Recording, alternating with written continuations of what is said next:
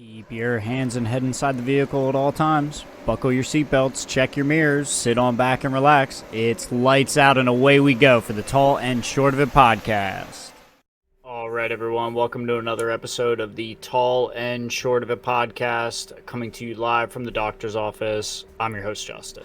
And I'm Aaron. Welcome back, everyone. We've got a pretty packed episode. We've got some more Formula One news and team previews looking at Haas and Aston Martin today.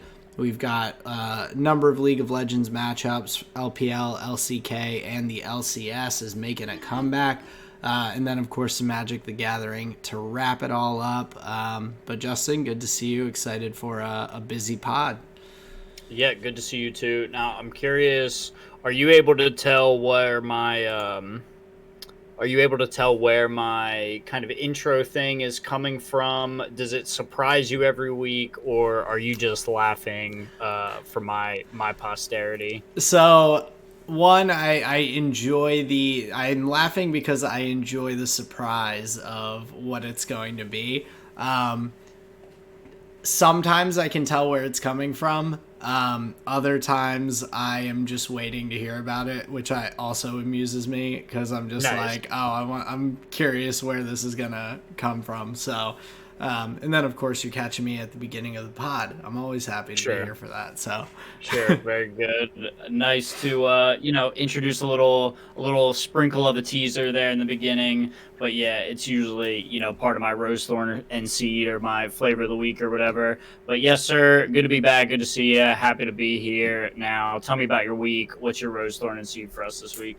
So my week's been overall pretty good. A couple hiccups and things, so I'll of course get to those in my thorn. But today, I was telling you before we went live, that it was a little bit of a wonky day, and so with Colleen and I both in the office, we had our dog sitter and then Willie come over to watch Senna a little bit. So shout out to Willie for that. It was a big help.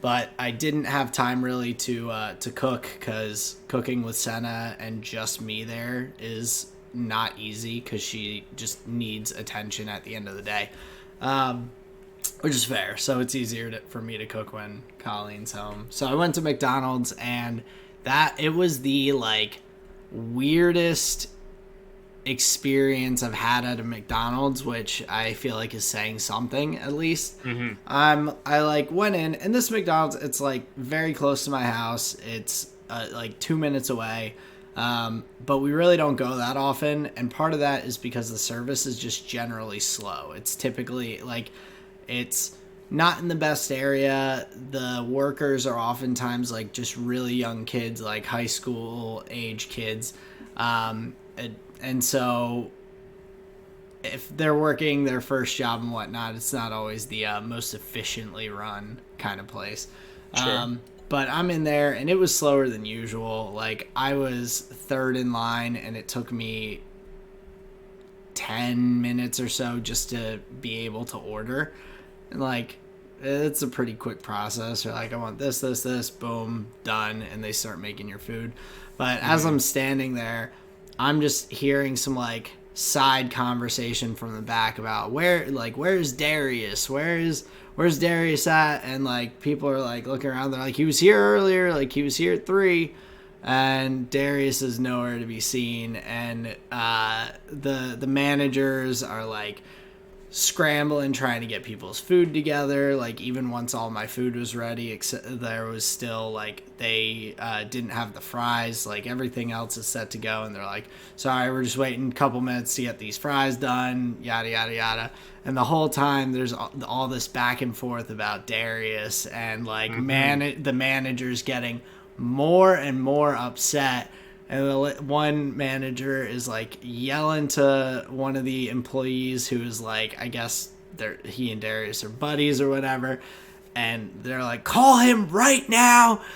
Going. And they're he is not allowed to leave. People are like, oh yeah, we saw he left. They're like, he is on today, for his shift, just going on, and he's not allowed back here unless he talks to me and this other shift manager first, and just if he does not, you can tell him if he doesn't do that and comes back here, he is done. and just going on about the one like supervisor's like joking with one of the people in line, and she's like, yeah, don't do this as like your first job or any job.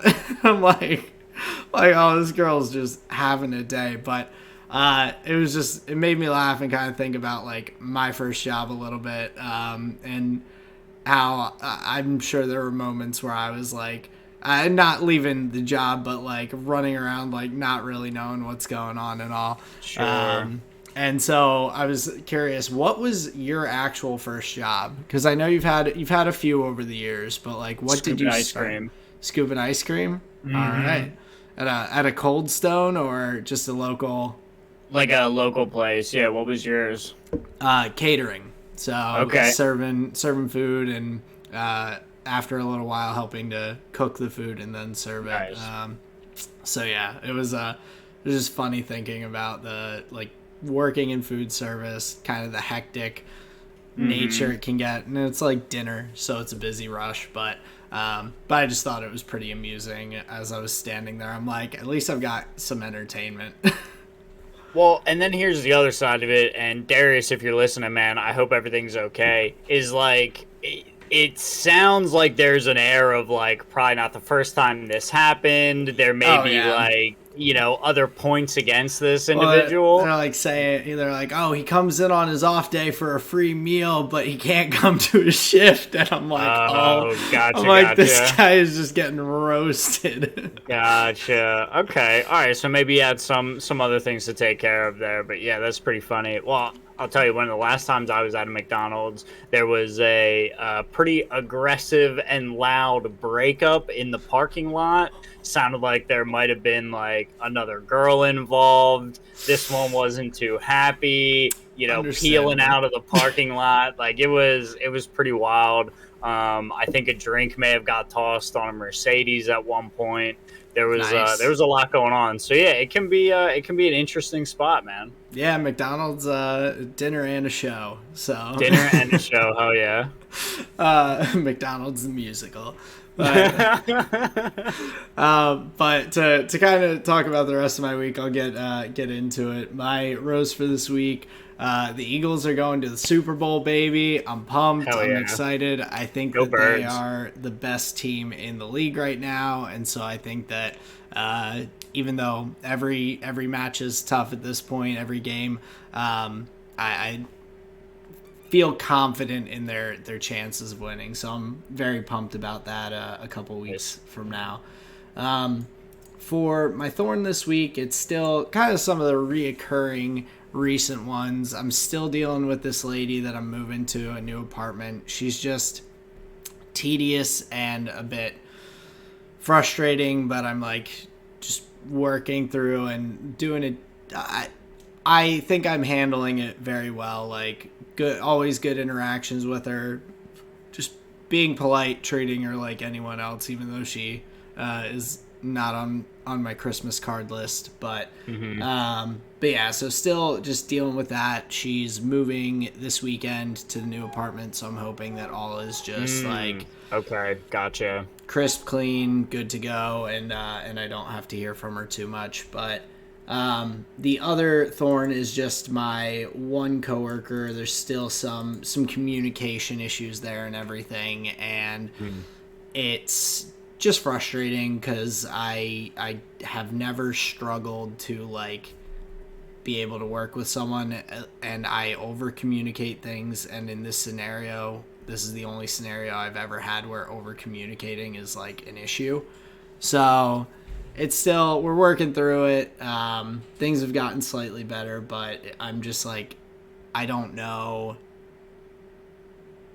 how long term this will work if there's always this kind of like tension of I'm trying not to step on your toes, and if I do even a little bit, you're like coming at me.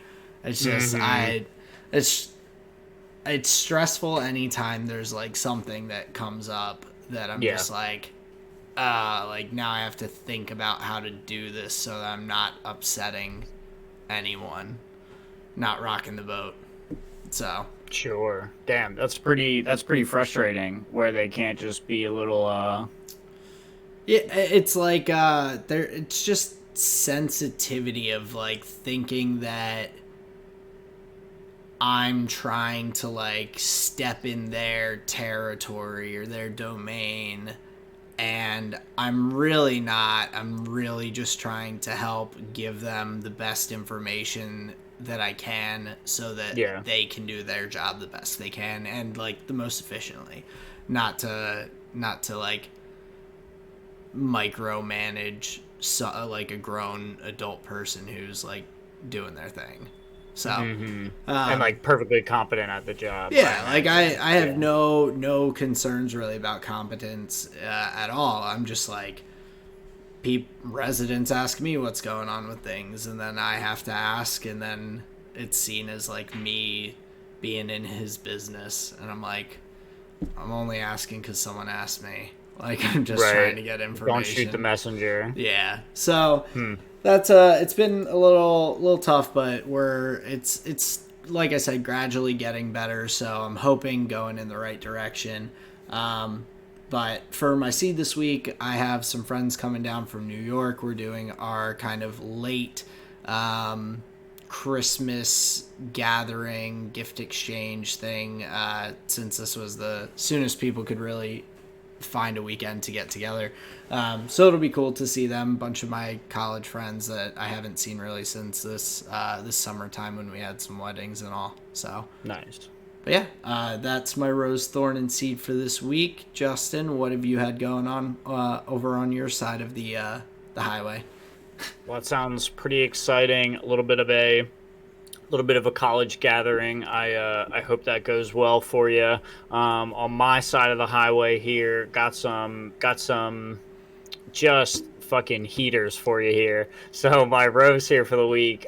Me and Sarah have been talking about it for a long time, and I don't know what spurred the conversation, but I must have been just like floating on cloud nine, standing in the kitchen like, soon it's all gonna be gone, man. It's all gonna be gone, man. And she was like, dude, I know, man.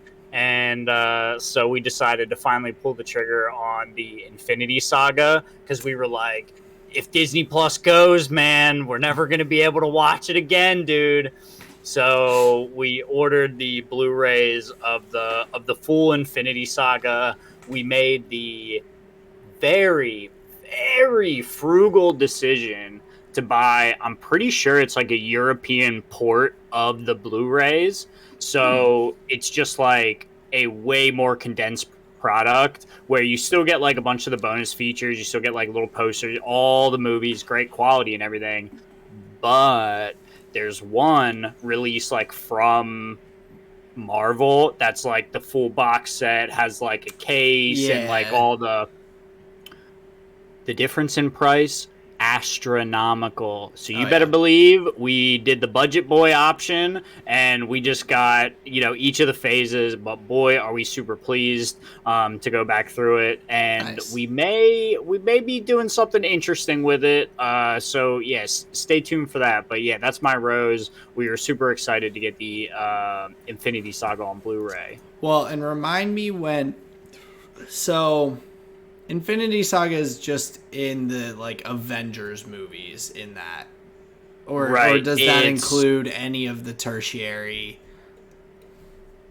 movies? In our minds, the only thing me and Sarah care about is Iron Man leading up to Far From Home. Okay. The Spider-Man film that came after Endgame, which acted as an epilogue to kind of the whole thing. Yeah. But I guess it's like those 21 films. So Iron Man to Far From Home. So really all of them. Yeah. Mm-hmm. Okay. But we don't care about the TV shows or anything in like phase 4. No, I was just thinking, is this like Avengers 1, Avengers 2, Avengers 3, like just 3 movies, or is this thing like just fucking all of them? All of them. Okay, yeah. So that is definitely a huge collector's thing.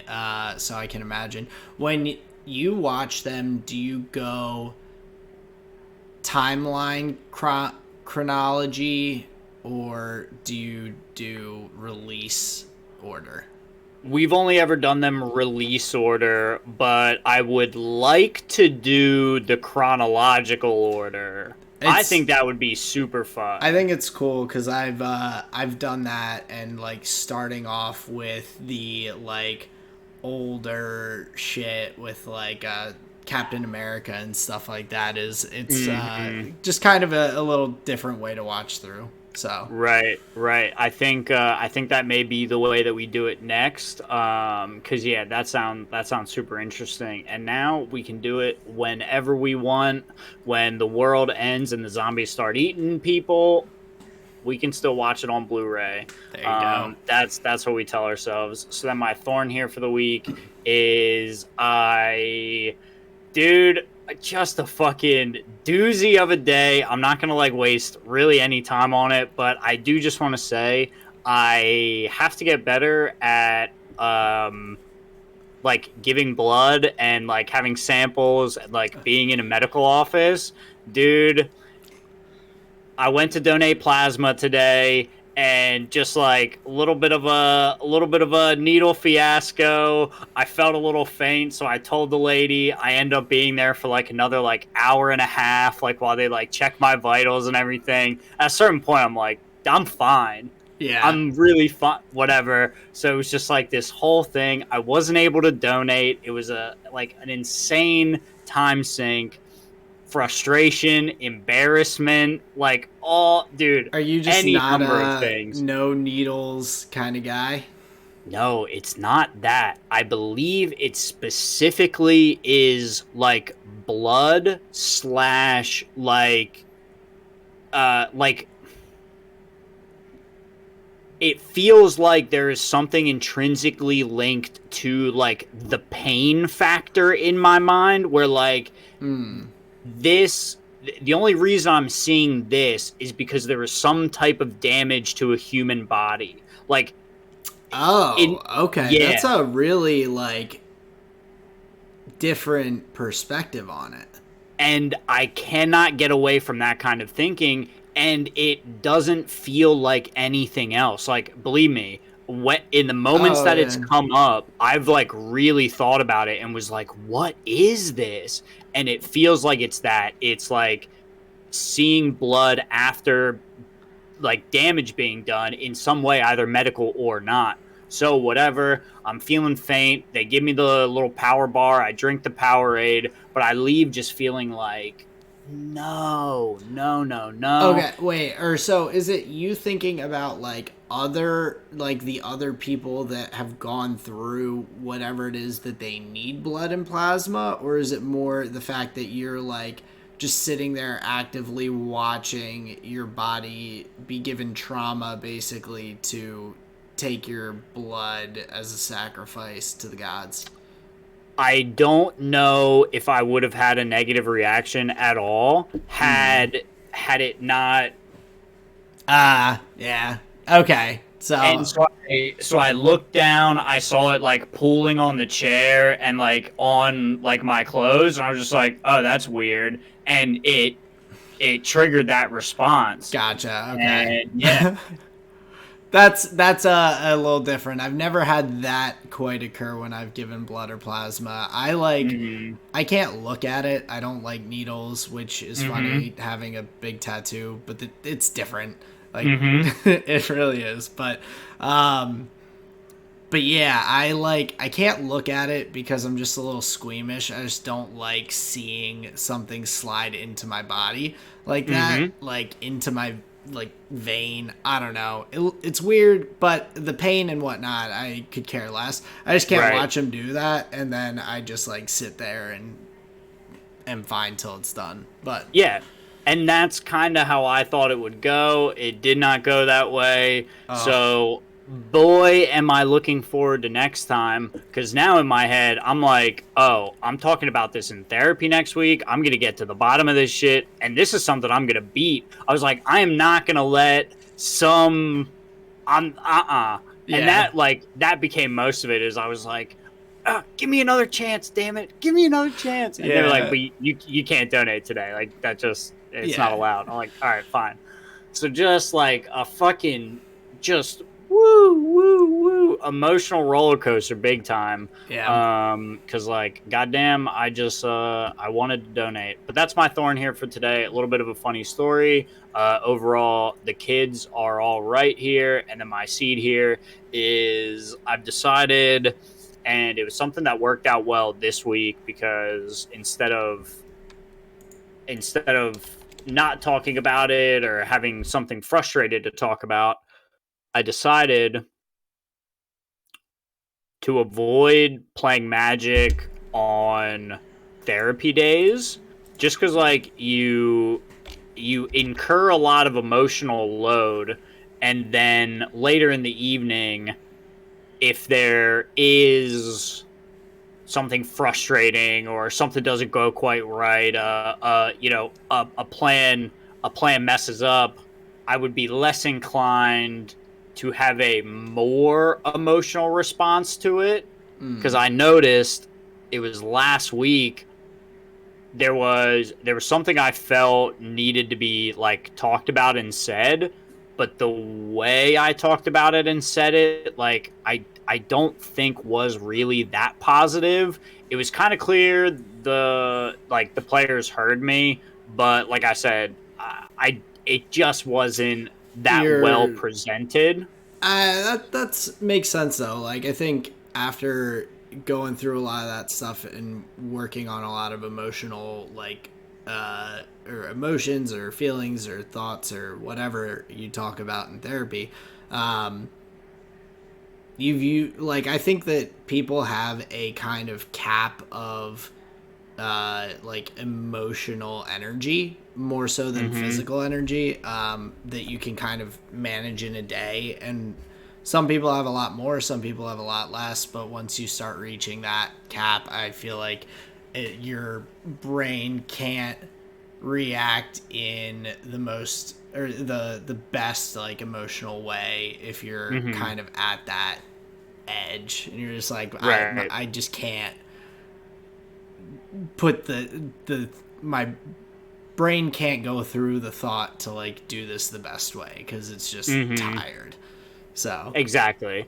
And so I decided I don't want to do that. So this week I tried, offsetting them, and I think it was a much more positive experience. So my seed is to hopefully continue doing that into the future because I don't want to, I don't want to make my friends feel bad because that's not cool. But yeah, that's my Rose Thorn seed here for the week, and you're ready to talk some motorsport. yeah, absolutely. So first off, I saw a cool TikTok with Lucas Blakely, who was the 2021, I believe, F1 Esport champion, who was racing in rally cars in the snow. He beat Valtteri Bottas on I think they looked like one lap races, and then went on to beat, I believe it was Mika Hakkinen later on. So I was just impressed. He's a F1 driver, or he's an F1 esports driver. He's just recently started dipping his toes into the actual physical racing world, but to beat a couple of professional drivers, even if it's not in their kind of primary expertise, was I thought a pretty cool thing to see that some of us video game dorks can go out there and do it. Yeah, sometimes those long, lanky legs are good for something, and yeah, it's super impressive to watch him hit that snow track. I love a good rally race, and that was a pretty good little. Well, it's not the full laps, unfortunately, but you do get the little clips of him schooling those, arguably older gentlemen, but yeah, the skills definitely translating pretty well. Yeah, and so that was a bit of kind of positive motorsport news to start off, but to flip it on its head, there was an article that came out of the Business F1 magazine recently that I don't know who wrote the article, but it basically was a pretty awful article, essentially saying that the uh, W series, the women driving series, was kind of a failure, or is a bit of a failure, because they didn't use their number one attribute to bring in like intrigue, being sex appeal of them being women. Like, this is basically what the article said, and apparently kind of included talking about none of the drivers were like set up with F1 drivers to kind of help boost their like the tweet that I saw that brought this up said basically bemoaning none of the drivers were pimped out to F1 drivers. And so I was just like looking at this and reading it a little bit, and I was like, oh my god, this is just not the look that you want to have. Where I feel like we are in the Formula One community and all, and the drivers out there, they are really pushing to expand the horizons for people of all like race, gender, nationality, like sex. It doesn't matter, trying to open doors for people to prove that they are just as good of drivers, or to give opportunities to people who maybe normally wouldn't have that opportunity. So to see that, it's like just a complete step in the opposite direction. It sounds like it's straight out of the like 70s or 60s, and just brutal. Well, yeah, and what my man, whoever wrote the article, he's taken the really boring take here. If you really wanted to encourage the sex appeal, it's, attractive young women, attractive young men, why not put them together, and then the females can get a little exposure.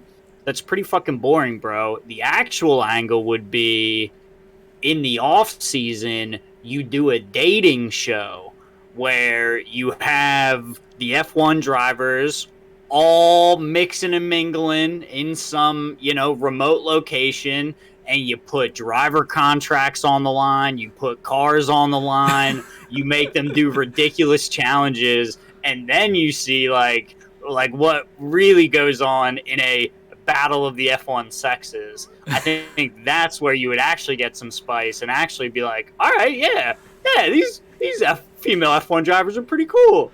Yeah, I think I don't know about any kind of what'd you say, bemoaning they weren't quote unquote pimped out. Honestly, that's disgusting. I kind of fucking hate that. I do too.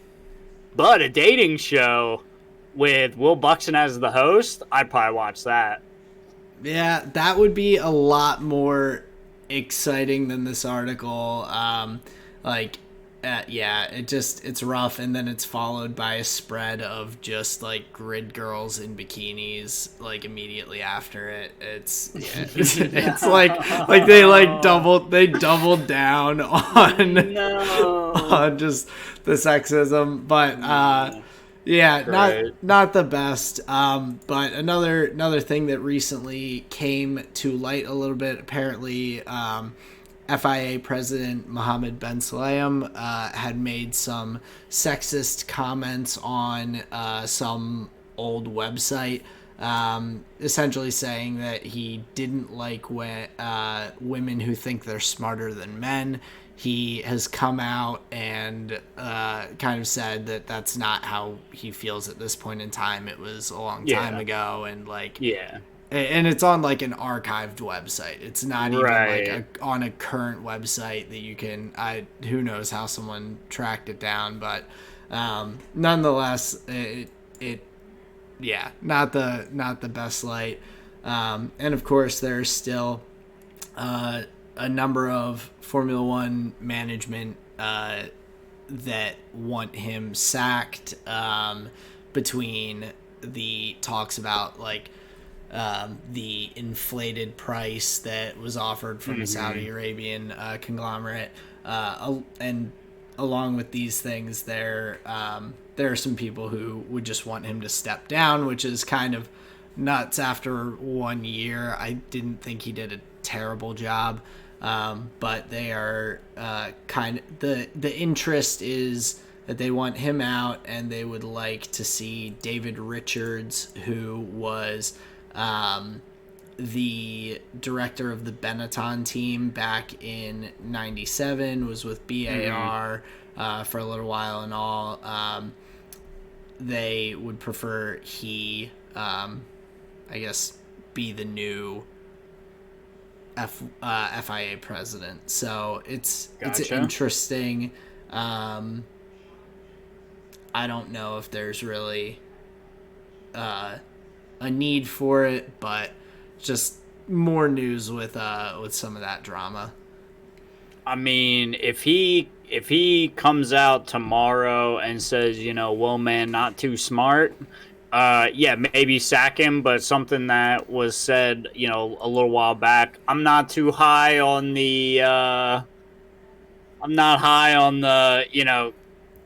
10 year later crucifixion. That seems tough. Yeah, there are some things that I would say yes, and some things I would say no. There are things more egregious than someone who is maybe insecure a little bit about intelligent women around them, maybe making them feel not as smart. So they say something one time in like a blog post or something like that. Like there's a difference between that and then something that is really like actively damaging someone over a like long period of time.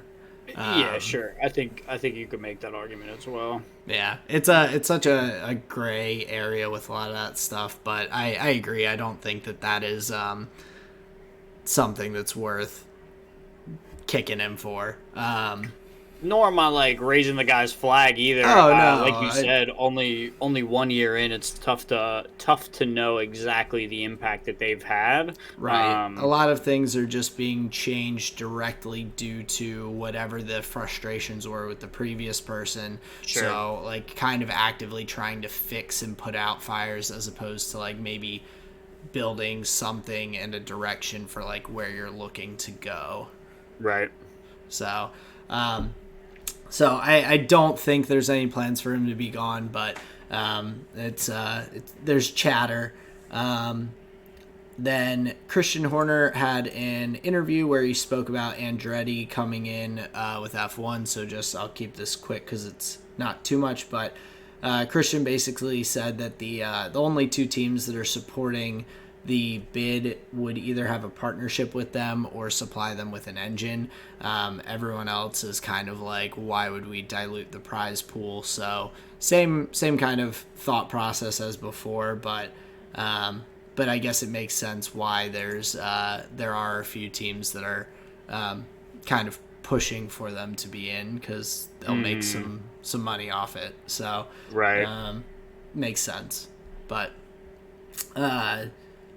looking at some of the launches coming up, Will Buxton is going to be working with Williams for their car release and launch coming up on cool. February 6th. So he'll be there helping them, I guess, in their broadcast along with Alex Albon, Logan Sargent, and they'll be doing it on the Williams Racing app. So they're going to hopefully have a smoother launch than previously using the app. But I think it's a pretty cool way to that. What's amazing is like how much money is a production like that to have all the whole fucking gamut, and then to be like, we want to optimize this for the 6-inch screen because and I think you can like pull up a model of like the car on the app and like look at like turn it around and stuff. It's that's pretty neat. Yeah, so there's other things other than just like the, I guess, broadcast. I don't know how much more interactive it is, but it's an interesting thing. Maybe I'll have to check it out on February 6th and follow along. But because isn't part of the impact of something like especially like a great movie that you've seen or like a concert, part of it is like the size of the spectacle. Like that took up my whole view field. I even had to like turn to see all of it.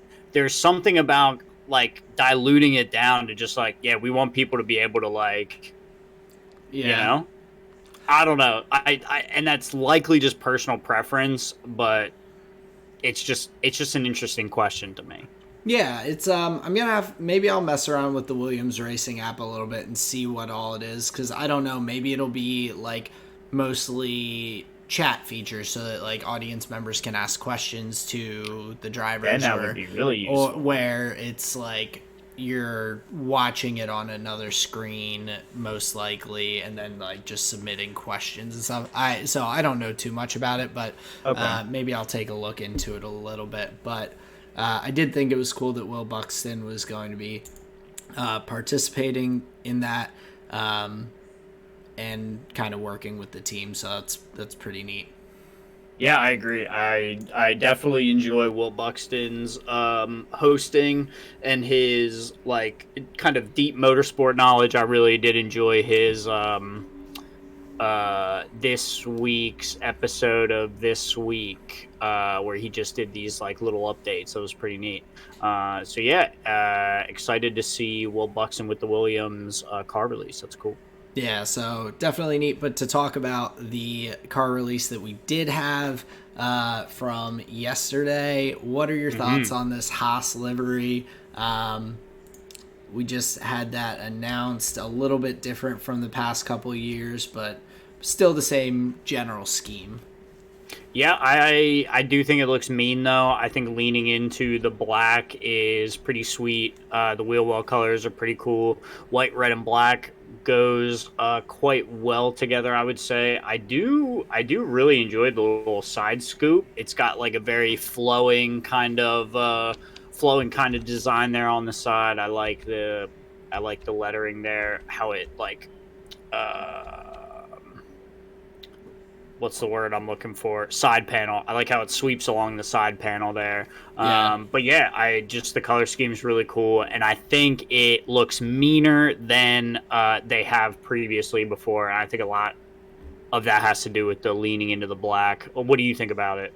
I agree. I like the black. It's like matte too, which I like a bit better than like the shiny, shimmery black. Mm-hmm.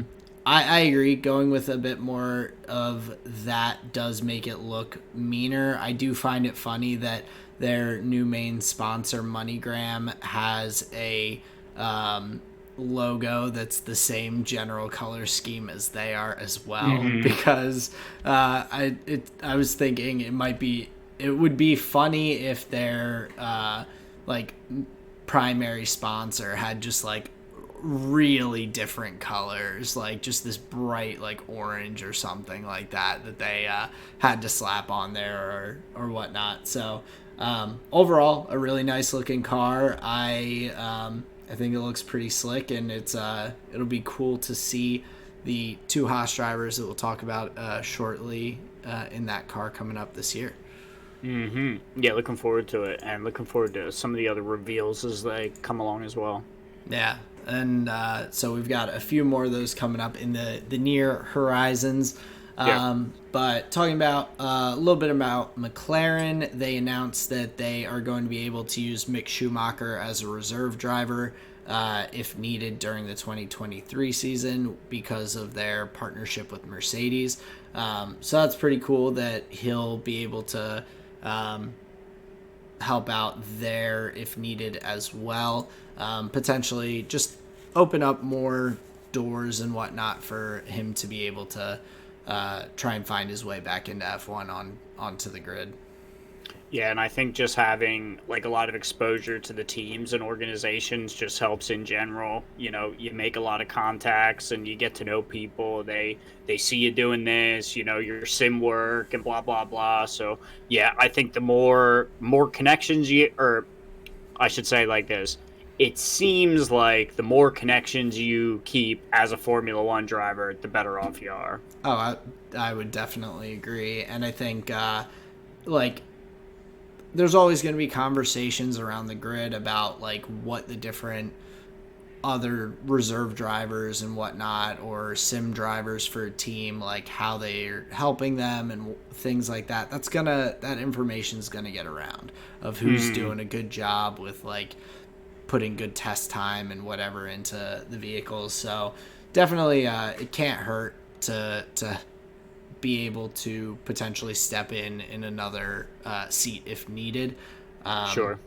But McLaren also, Zach Brown came out with an interview recently where he said that McLaren is probably 2 or 3 years away from fighting for F1 wins, which is pretty tough, except for the fact that they do have Lando signed for a contract up until 2026, I believe. So he's going to be here for the foreseeable future to hopefully get to that point where McLaren is seeing down the road that they're going to be fighting for wins. But it's a bummer because I felt like really on an upward trajectory until last year. They kind of took a step back a little bit.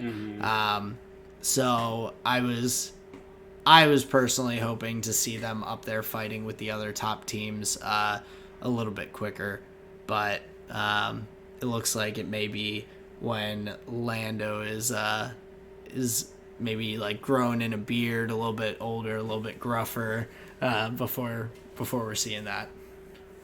Well, I'm curious. So, a lot of our perspective last year was taking Daniel's side. We're like, oh, we're looking for good results and, hoping Daniel does really well. And, man, it's just a shame, like, he can't get under the car. And, like, man, like, is the McLaren, like, really this tough to drive and yada, yada. What if we look at it from the other angle and say, like, damn, Daniel Ricciardo was actually really holding McLaren back from getting like good feedback and good development into their car. We kept having to see Lando Norris like overperform on weekends, and it was constantly like, man, he's like really getting the most out of that car. And damn, like look at him compared to his teammate, like this guy's getting P5, P6, like where's Daniel, and like all of these things. I mean, am I wrong? No, you're not. So the thing is, like, from McLaren's point of view, whew, let's go. This guy's fucking out of here, man. Now we can, like, move forward. Now we can develop. And believe me, I'm not trying to deride Daniel.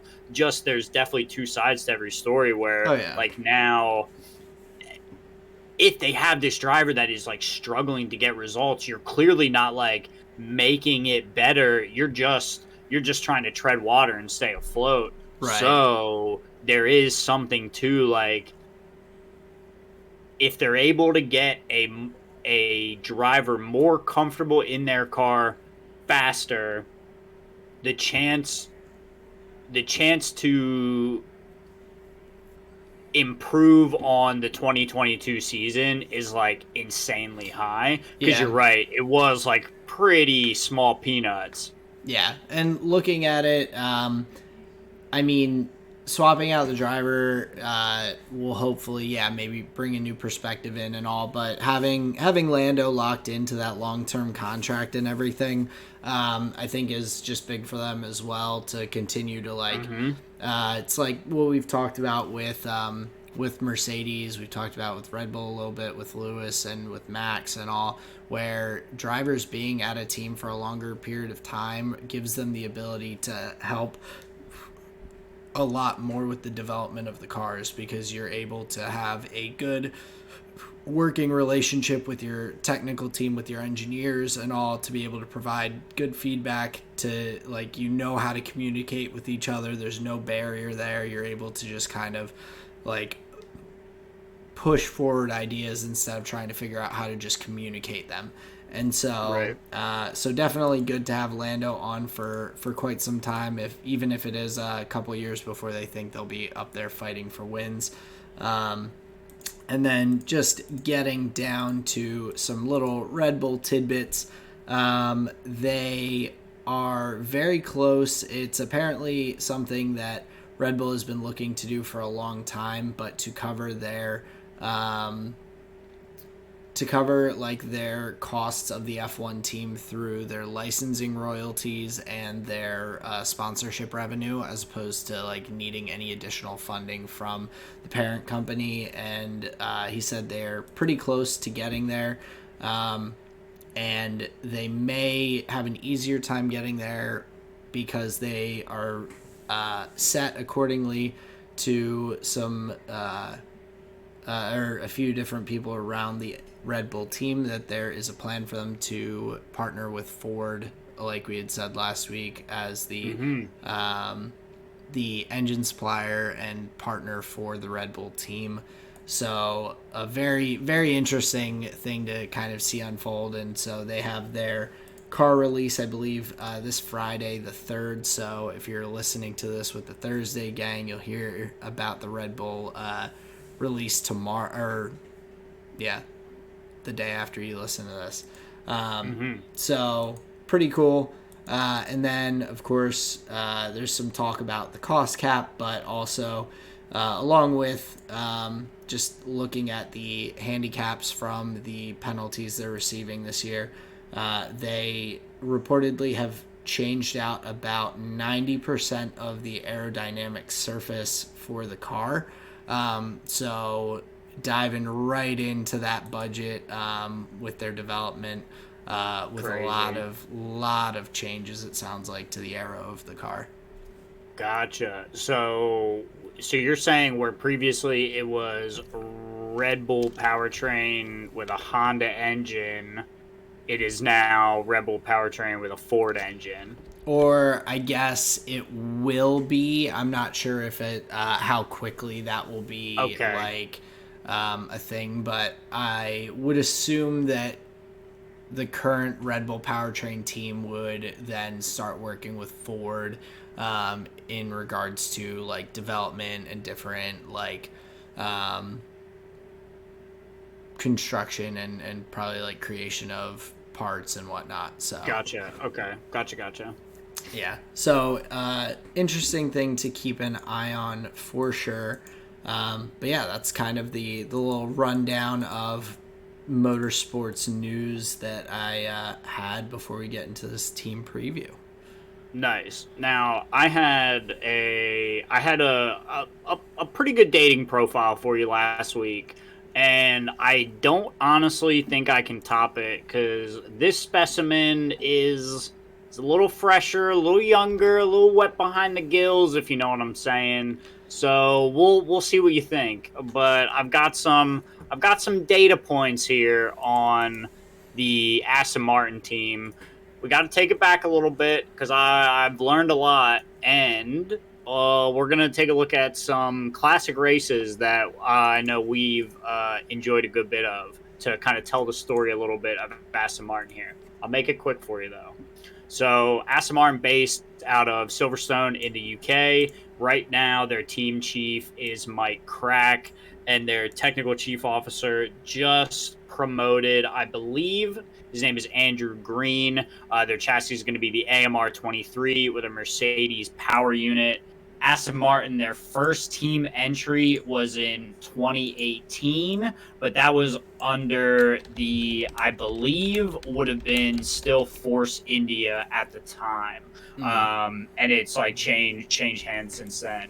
So they have one pole position and one P1, no championships, no fastest laps. So as far as accolades, the Aston Martin team, super, super green. But one of the important notes we have is the P1 race finish. Now, that was your boy Sergio Perez at the 2020 Sakir Grand Prix, where he gets knocked out right in the beginning. He kind of runs tight to a Charles Leclerc, gets out, has to pit. He's P18 and goes from P18 all the way to P1. That was the same one where they double stacked George Russell. George Russell's in for Lewis Hamilton. It was that whole shebang. So that was Aston Martin's first victory, and so far their only victory. So that's a Sergio Perez. Now, they started way back 1959 as as I believe they were Jordan at the time, or no, not Jordan. I'm sorry. It was Aston Martin at the time, 1959. They didn't score any points in that year, so they left. They were like, all right, we're not doing this. So it was a long time since we've seen them again. All sorts of like organizational changes and like team name changes and all sorts of stuff. Overall, pretty uncompetitive team throughout most of their history. Obviously, the Force India squad was not that great.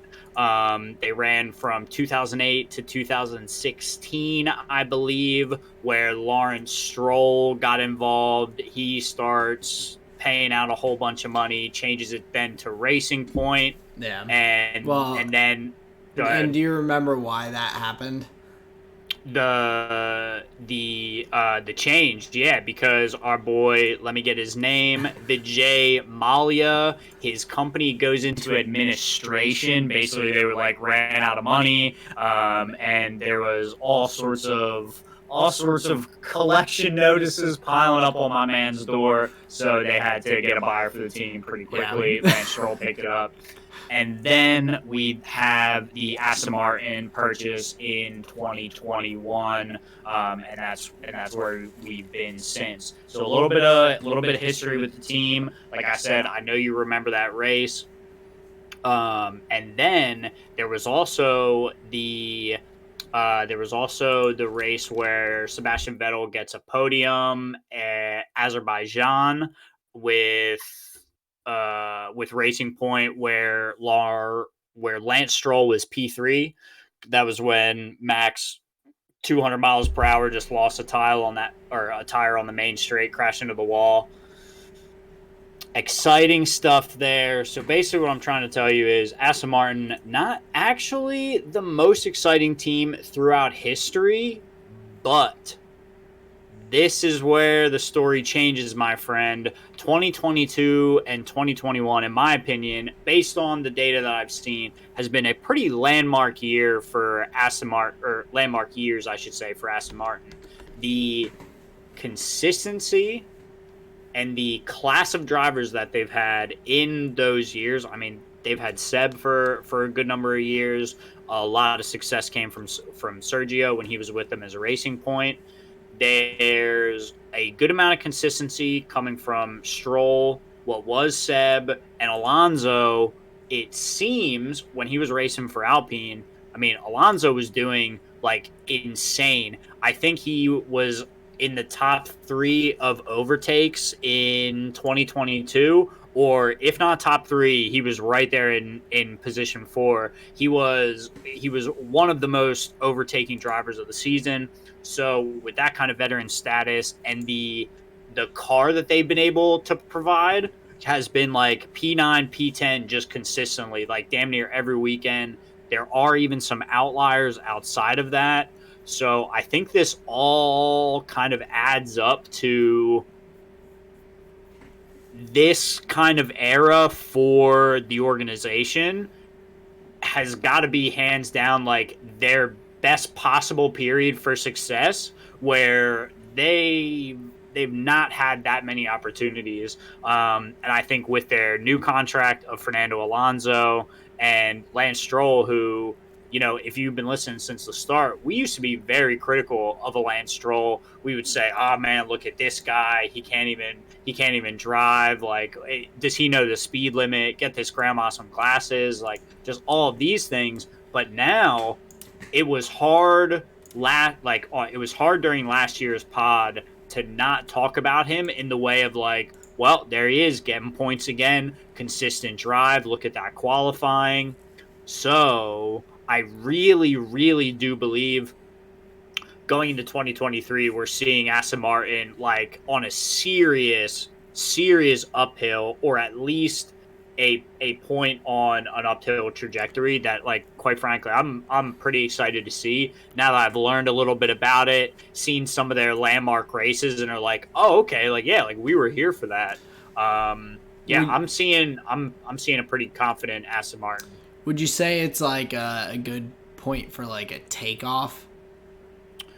Oh yeah, Yeah, for Like, sure. like the one that Lance Stroll launched Fernando Alonso into when he when he pulled into his way on the straight this past Yeah, season. it could be something like that. I hope we don't see repeats of that, but No, yeah, no, it could be something similar. sorry, had to throw a little joke in there, No, but no, that was a good one. That was a good one. I think that no, I think you're right. They did have some really consistent finishes this past year.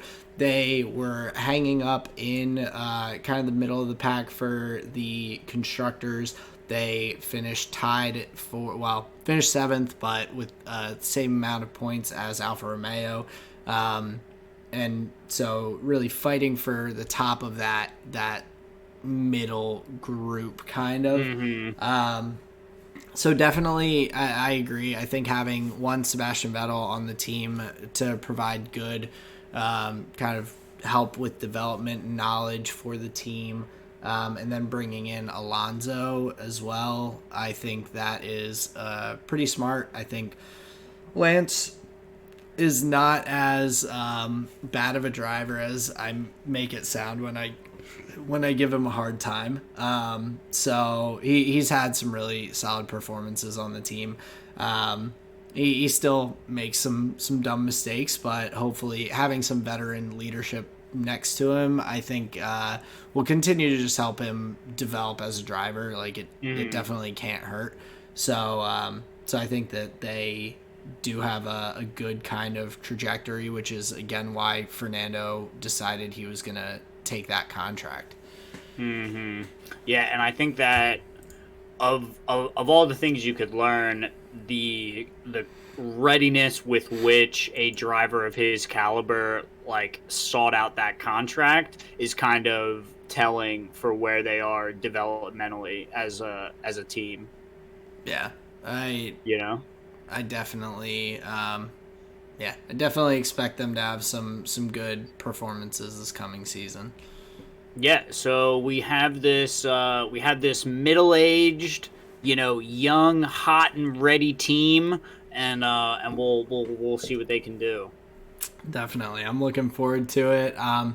I'll start you off with a just fun little. I'll maybe it's like a caption on the dating profile.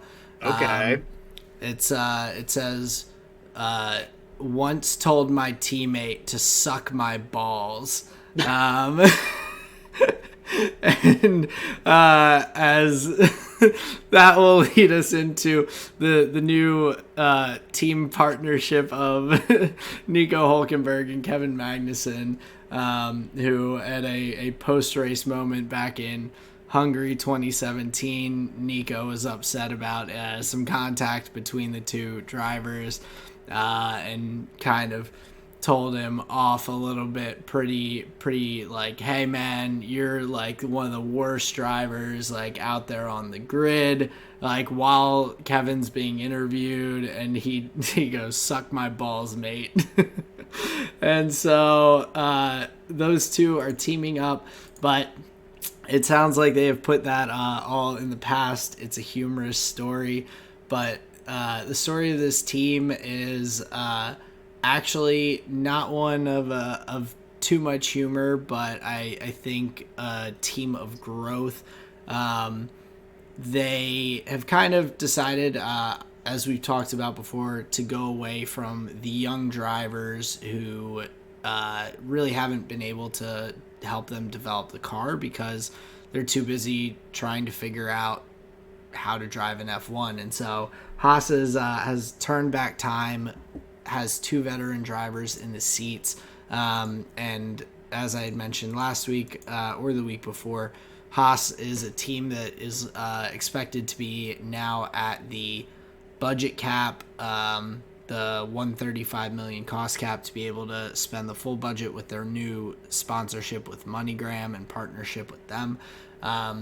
So now they not only have the finances to develop and try and propel themselves forward, they also have a driver or another veteran driver on the team to help take them in the right direction.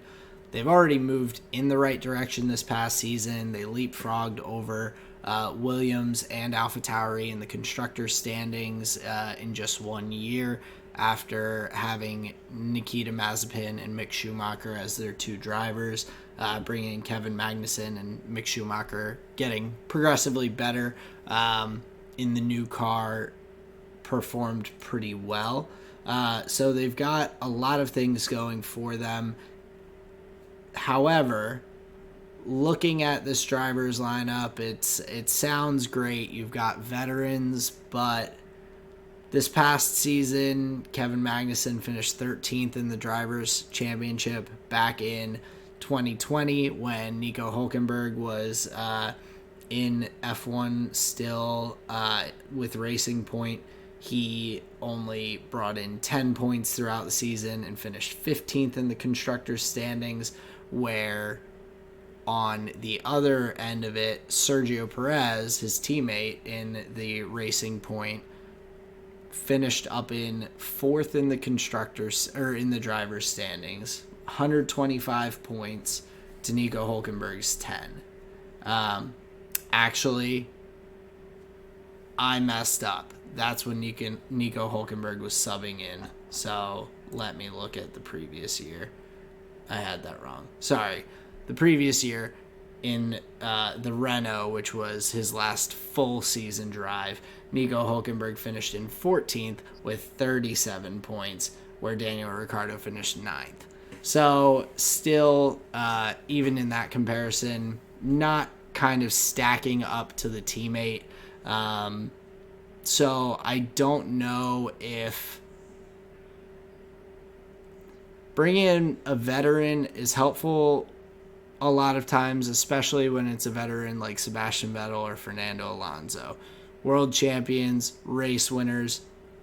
When you're looking at Nico Hulkenberg coming in, he's had 181 starts, 1 pole position, 2 front row starts, no race wins, no podiums, 2 fastest laps. Sure. Kevin Magnussen, 1 pole position from this past year, 0 front row starts because of losing that position in the sprint race, no race wins, and 1 podium, 2 fastest laps. So these guys have no race wins over a combined 320 some odd races. 1 podium between the 2 of them, a few fastest laps, but really there is a big gap there in terms of the quality of the veterans comparatively to guys like Sebastian Vettel, Alonso, Lewis Hamilton, some of these guys who have been around for a while. So I think that although it may give them more stability and may help them move up a little bit, I don't know if it's going to be quite the catapult right now for them to really shoot way up the standings. I do think that maybe this will allow them to build some progress with the car, build the development, get the team in a better place for maybe bringing in a younger, higher ceiling talent driver to come into a developed car and kind of show what they can do in it in the coming years. So this is a kind of a takeoff point as well for Haas. I think it's but it's more of a growth and kind of laying the foundation. They're laying the launch pad down. They're pouring the concrete. They're getting the little tower for the rocket ship to stand next to, as opposed to that engine's kind of rumbling for the Aston Martin team. Interesting. That's a nice little allegory there. I like that. Thanks. So, but like, okay, how long can they like stay in Formula One? I'm worried that if these 2 drivers can't put up adequate results, like adequate is whatever Haas defines it to be, like can't put up adequate results, I'm worried like, do they just have to like hit the contract board again, and then it just becomes like another? I guess like that's my worry for a Haas with contracts like this. Well, I think that the thing with this is, and like I do understand the concern about rotating contracts, but if they're worried about maybe like 2 new drivers, they could just say, hey, whoever does better this year, like you're staying, and whoever doesn't, because I'm pretty sure they're both on like standard 5 or standard 1-year contracts, not like a long-term stint or deal. So I think it leaves the door open for the potential to change one driver, not necessarily both. But also, I don't see Haas like going anytime soon. Gene Haas has had the team here in F1 for a few years now. Haas has been around since just 2016, so it's a very new team. Gene Haas now has gotten partnerships with and enough sponsorships to be able to get them financially where they need to develop the car and all. So I think that this is actually kind of where they're hitting their stride in ability to match the other teams. Without the cost cap, they would still probably not have that much of a shot. But for like a company, a big company, MoneyGram, coming in to say, hey, we'll sponsor you, we'll get you to that cost cap so you can fight with the bigger teams on the grid and everything. Now you're on a level playing field, at least with development ability of the car. That's a pretty good spot to be if they haven't been there yet. It really does open up the opportunity for them to kind of rise up and grow their development, maybe be able to hire on and bring in some better engineers or people with different ideas or whatever that may turn into for that development. Yeah. But definitely opens more doors for them. Yeah, no, I definitely agree. I think that's a pretty good assessment of where Haas is at as an organization. I really want, I guess we're looking for either Nico or Magnussen to have their best career. Or yes, that is exactly what I meant to say. No, have their best year in their career. Yeah. No, I think that is definitely like what you can kind of hope for with this.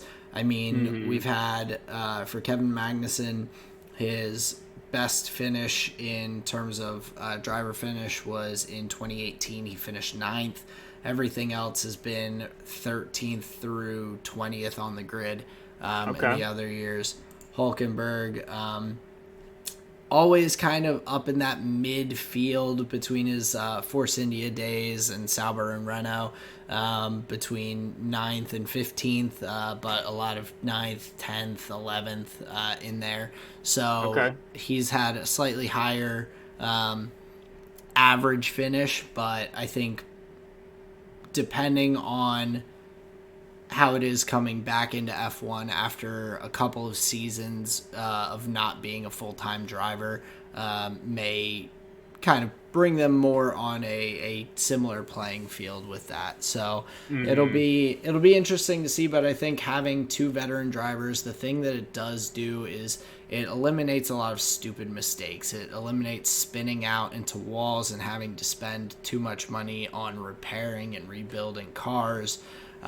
It allows them to focus on that development as opposed to focusing on repairing a vehicle that was crashed. So, looking at you, Yuki. Exactly. No, I hear that. So it's I think a good spot for them to be in. I do still expect them to finish in that 8, 9, 10 range this year, but I wouldn't be surprised to necessarily see them get a few nice finishes up in that higher up range, maybe fifths, sixths if they have some really good days. Yeah, no, I think definite like clear routes to progress, and it wouldn't take much to see to see some big at least personal records being broken. I think they have the potential there. Yeah, I would definitely agree. And they only beat AlphaTauri by 2 points in the constructors this last year. So it is still a tough fight down where they're at in the standings. So they hopefully will be able to put up a good fight throughout the season. We'll get to see some exciting racing from them. But yeah, that is my Haas rundown. Nice. Yeah. So next week we'll be looking at Alfa Romeo and McLaren. Kind of, obviously just doing the same similar thing on the run up to the start of the season. I believe Bahrain is March 5th, and then there's like testing before that. So basically, we're going to look at all the teams leading up to those dates. But yeah, so that was Haas and Aston Martin this evening. Now we've got some good League of Legends to talk about here. I think we should just start with the North American game, it being just a best of one. Yep. But interesting game. My initial thought would be like this would be a really good example of a game to look at where one team has to have agency in the early game, because you look at the other side and you say like, oh, they have a lot of scaling on the other side, so the aggressive picks like have to work out in the early game for blue side in this scenario, or else red side just like scales all day. Right. And I think unfortunately, like, you could look at, if you look at it from the red side, it's a good example of a team playing to their win conditions, avoiding like the crucial like powder keg moments, and then just looking to scale. And then from like the blue side, you look at it and it's a good example of like you actually found those chances. They just like they were on the defense just a little bit better. So you can see how those attempts from blue side like were definitely the right idea, but a 1-2 gets stuffed, and like now all of a sudden you're in like a 3K deficit, just like trying to get ahead. So it was a textbook game of League of Legends, from my opinion, if you look at it that way. Yeah, I think that's kind of the best way to look at it. With this, you have two very different matchups. You have the scaling. I like what you said with Powder Keg there. Nice little allusion to Impact's beautiful Gangplank play there in the top lane. But I agree, and we'll see this a little bit in the LPL matchup that we had this week. But the focus, like you said, has to be from Team Liquid on blue side to put some early pressure and to get early leads. And Pioshik just couldn't do what he wanted to early. Eon and Core JJ weren't winning in the bot lane. Impact was winning in the top lane in the Gangplank Jax matchup, which is definitely Gangplank favored early. So it is, even though it's a scaling pick, it is a good matchup because you do have the range that your barrels and your shot can give you. So it definitely helps with the early game there. But it was played out very, very well by Impact. And then Spica was just very, very helpful with the Maokai pick there. And Vi is, it just, yeah, or not just Vi, but Team Liquid's team comp, if they can't get ahead early, like you said, there's no ability for them to really climb back into the game, because FlyQuest either has the CC or the cleanse or the tankiness to kind of dodge out of whatever wombo, combo, ultimate Vi chase down that you get before you can put enough damage on them to actually kill them. Yeah, and you saw like a couple moments where Piotrix Vi was looking to alt like a Vikla or a Prince, and just their mobility was able to take the Vi just out of position. And because she's been pretty stuffed in the early game, like she's not that tanky, she's not going to be able to survive or do enough damage to even one shot that carry. Jax is not having a great matchup in the top side either. So Summit's not even able to be like dive buddy in that scenario. So the pieces for Team Liquid like really kind of break down in those pick scenarios when the frontliners like just aren't tanky enough to do that, and you have so much mobility on red side. Yeah, and I think the what maybe could have helped work out a little bit better for Team Liquid in this instance is going with a maybe a bot lane matchup where you can get someone with a little more tankiness in that support role. I know the Lucian Nami is very strong, and like I understand the priority on that, but there has to be a point where you kind of look at it also as, hey, like we do have to get ahead with this team comp early or we lose, but to also not have the tankiness to then withstand damage later in the game either, and having a very, very squishy team comp overall just kind of exacerbates the issue of if you get behind, you are just in trouble.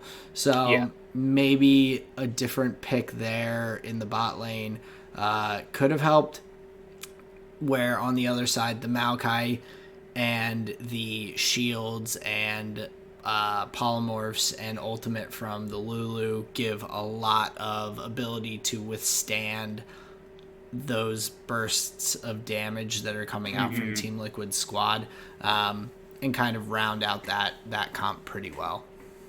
Yeah, I think in the pick and ban, it's really, really tough to get away from that little triumvirate, the Lulu, Yumi, Nami. I think it's really hard to get away from that. But we have seen, I think it was Southward that was playing Leona. I'm not sure how strong it is overall, how much teams like it. But you're right. I think there may be some wiggle room there to have at least a little more lockdown and tankiness out of your support, especially when you're up against a Zeri where you want more redundancy for almost just point and click lockdown for the Zeri, because she is so mobile and she is so fast. You basically just want to just root her in place for as long and as easily as you can, right? So I would definitely agree there may be room there for a more engage heavy support. But yeah, I think it was just a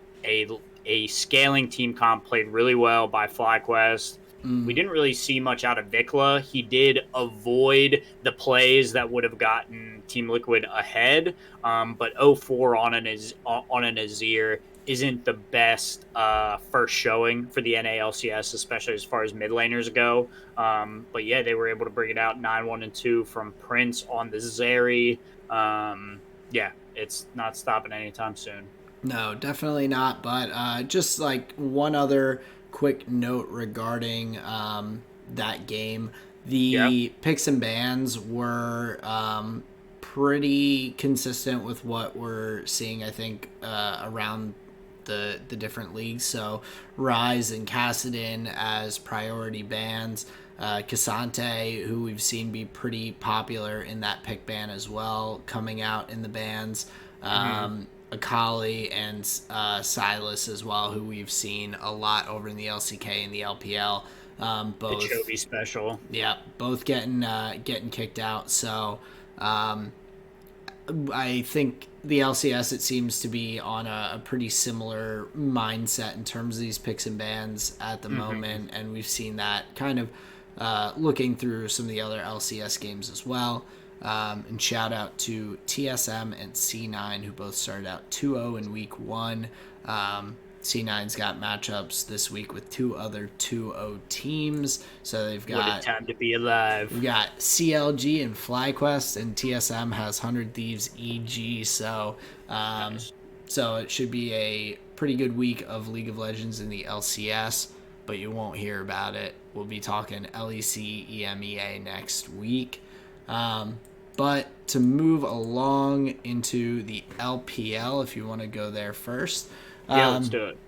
We had the matchup of Rare Adam and Ninjas in Pajamas. I wanted to kind of take a look at this Ninjas in Pajamas team and just see how they're doing as the team shifted over into the new team and everything in the LPL.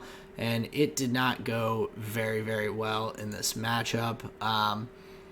Rare Adam this past year had not been a very successful team. So looking at last season, they finished 9th in the standings at 8-8. They were not just not quite there overall. Very even, just kind of middling team. And so coming out against this NIP squad,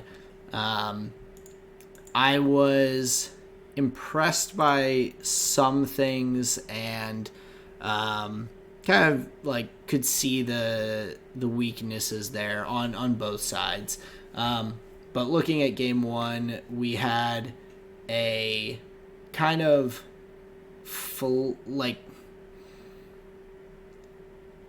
I guess it was, I'm trying to think I'm thinking of game one. So game one, NIP was trying to play to the early win conditions, similar to what we were talking about with Team Liquid.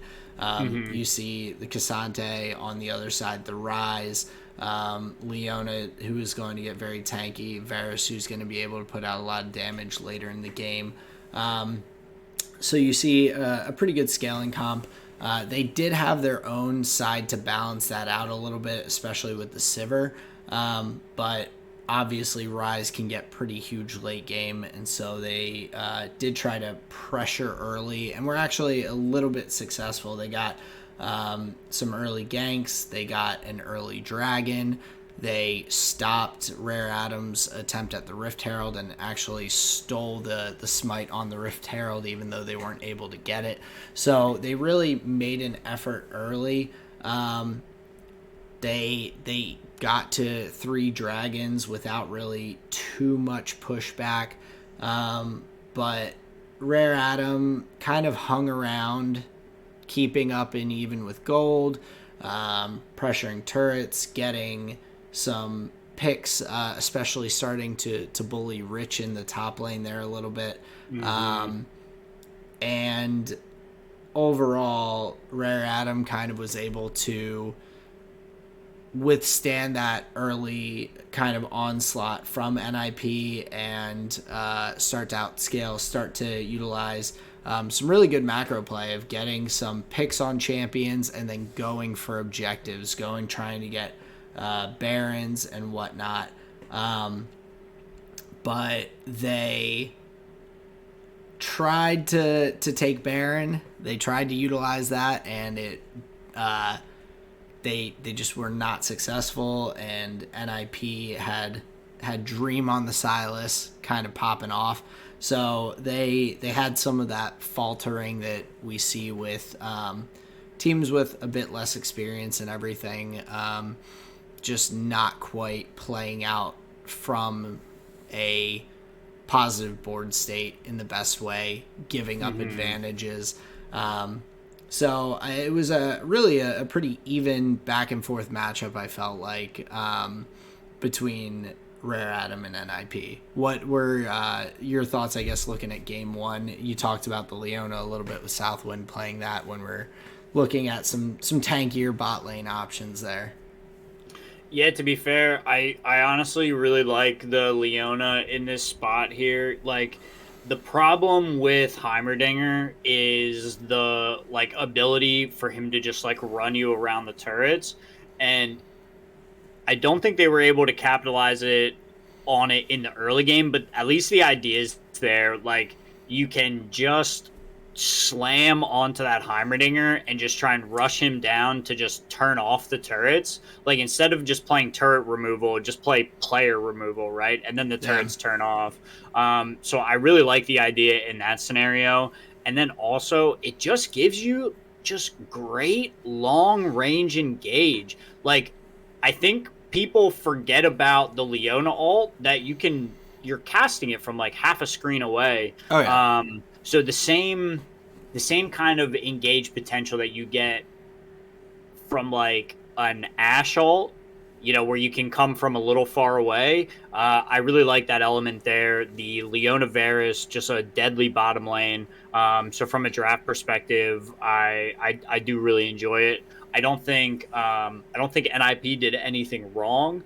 I think Rare Atom just had some good ideas about their own draft as well. Fotic going 7-3-6 was the only chance that they were going to have in that game. But yeah, some of the Baron play, some of the neutral play, obviously was not as clean as their compatriots further up the board. But yeah, I thought game one was pretty fun. And to be fair, I actually just kind of like watching Kesante. I've seen a bunch of games on him now. His abilities are really cool. I like the high risk, high reward where you pick a point to X out your health and you say, I can't get healthier than this, but I'm even more of a badass in this scenario, and that's really fun. I like the crowd control that he offers.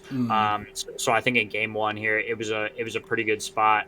And then moving on to game two, you get the classic Gwen Camille matchup, and just looking at the side of Rare Atom, like their pick comp is just insane here. Like the amount of times they're able to just find one person and just X them out super quick and create 4v5s was pretty impressive. So yeah, I really like what Rare Atom did with their team comp. Yeah, I agree. And this is where they kind of did what they were trying to do in game one even better. They kind of built on that, and from just in game one, they would find a pick and then try and push an objective and try and gain some pressure on the map and whatnot. And they were still finding themselves getting caught out. Fotic, he would have gotten away with that win if it wasn't for that meddling Leona. He was having a really solid game and keeping them in that. But in game two, Rare Atom really was. They were finding the picks and then taking very quick advantages with it. They just continued to pick off the Camille, who was trying to split push and try and push out lanes and whatnot. They just absolutely made some crocodile skin boots out of Dream in the mid lane. That was pretty rough. And late in the game, the casters brought it to my attention, but we saw Dream on the Renekton get just absolutely nuked into oblivion. Like, he was there and then he was gone. It was Houdini, and he had no magic resist in his build other than Merc Treads. This man had Guardian Angel, Prowler's Claw, Blade of the Rune King, and a Ruby Crystal at the end. And he's facing Gwen, who does stupid amounts of AP damage, Silas, who does stupid amounts of AP damage, a Heimerdinger that's doing all this AP damage. I think Varus, with his stacks of Blight on someone, is, I believe so, either partially AP or true damage when you're hitting that. So it's like he just fell behind and just like doubled down on just not being able to stay alive. It was definitely an easier game for Rare Atom, and they took their time to close out the game properly, to not push too far and slip up like they did with the Baron play in the previous game. So it was good to see them being able to. I felt like in game one they had a bit better of overall macro play and like a game plan of how to try and push advantages that they got than NIP did. NIP had a full game plan, and that worked for the most part, but Rare Atom, like, it felt like they honed in a bit more in game 2 on how to take those advantages and how to not squander them, even if it meant closing out the game at 39 minutes with a pretty significant lead, as opposed to 37 minutes off of a pretty even team fight. Mm-hmm. Yeah, I do think Ninjas in Pajamas. There was a point kind of in the like later stage mid game where they did have a bit of an advantage, and if I remember correctly, I think they went a little too far forward and kind of gave tempo back to Rare Atom. So just from your perspective of like both teams having things to work on, Ninjas in Pajamas maybe overstepping that advantage a little too far, where they had an opportunity to get some gold like on a couple turrets or something, Yeah, and just gave a couple kills back. Fodic had gotten some kills while they were posturing around Baron, and they tried to push down, took a couple of turrets, and then kind of backed off, but then immediately, Dream overextends again on the Renekton, and it turns it back for Rare Atom. Right. So to your point about some of these teams having to shore up that decision making, yeah, I don't think that's something that they'll look to repeat here, you know, in the short term. Yeah, so definitely two, I think, still expected to be kind of more middle of the road teams, potentially playoffs.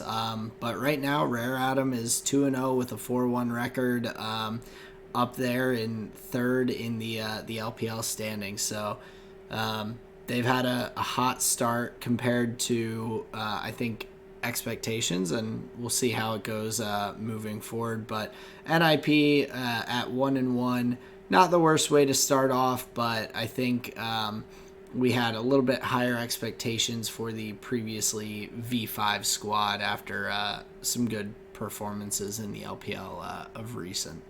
Yeah, that's it's tough to see that significant break of form, but It's they'll still get there. it's still super early in the season, so plenty of Yeah. League of Legends to get to, including over in the LCK. Tell us about it. We had the Dragon X squad versus the Nongshim Red Force. Yeah, so this is the, current fucking world championship team, and Nongshim Red Force. This was week 2, day 3. So just a couple of things right off the bat from game 1 is the coordination from Nongshim seems super questionable around the Baron. Like, it looked like 2 different calls were being made. So right from there, I mean, that's like later in the game, but I think it's the most glaring example of like a weakness in the team where it looked like one player was ready for one play, and then another set of them were ready for a different play.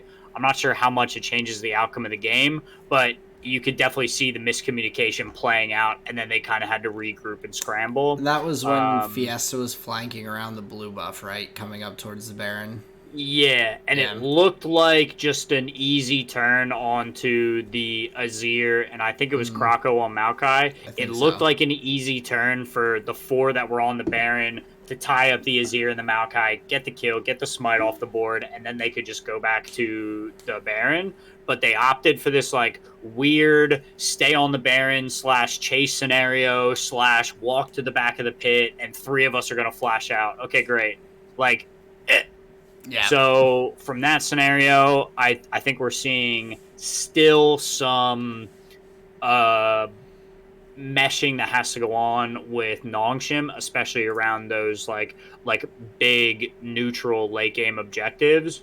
Rest of the game seems fine. The one thing I want to call out is the Elise that we're seeing. We saw bans of Elise in the LPL. We're seeing it get picked up a whole lot more.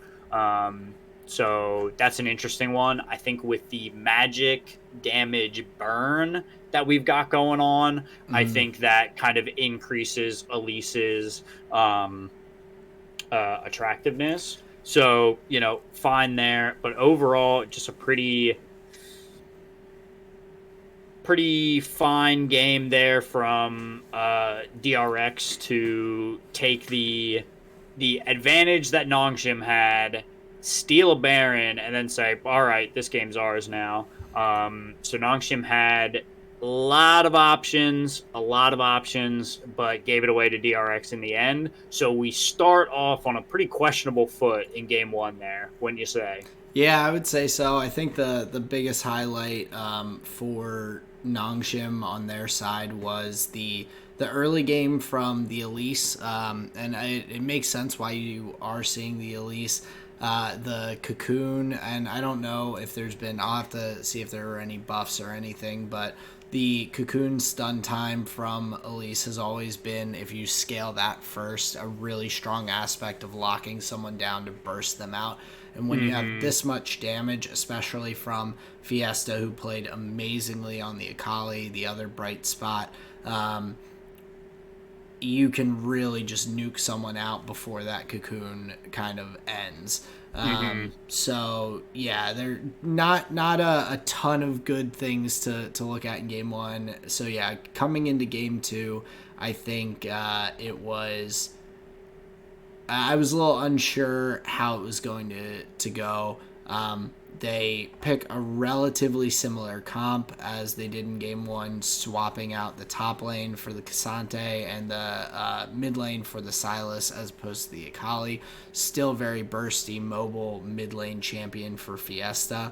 And the Cassante in the top lane was fun to watch there, and that was kind of where I was getting a bit more of that excitement you were talking about with the champion, of seeing the mobility, the kind of outplay potential with its drawbacks if misplayed, but played out really well by, and is it Dundun? I think they were calling him Din Din. Din Din, okay. So for Din Din in the top lane, he played very well on the pick.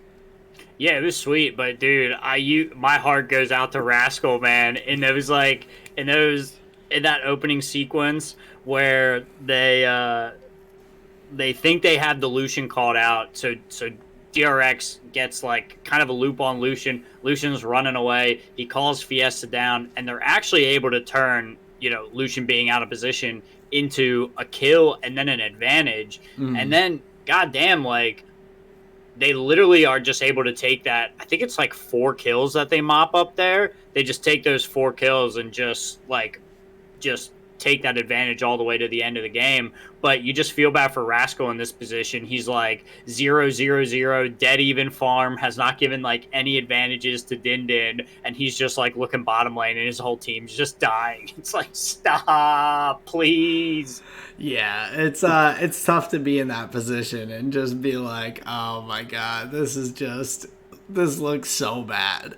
Dude, top lane just like, so just FF at 15, I guess. Like, what the hell are you guys doing? Top lane island. Yeah. Just sitting up there. They sit up there on the top of the map judging everyone.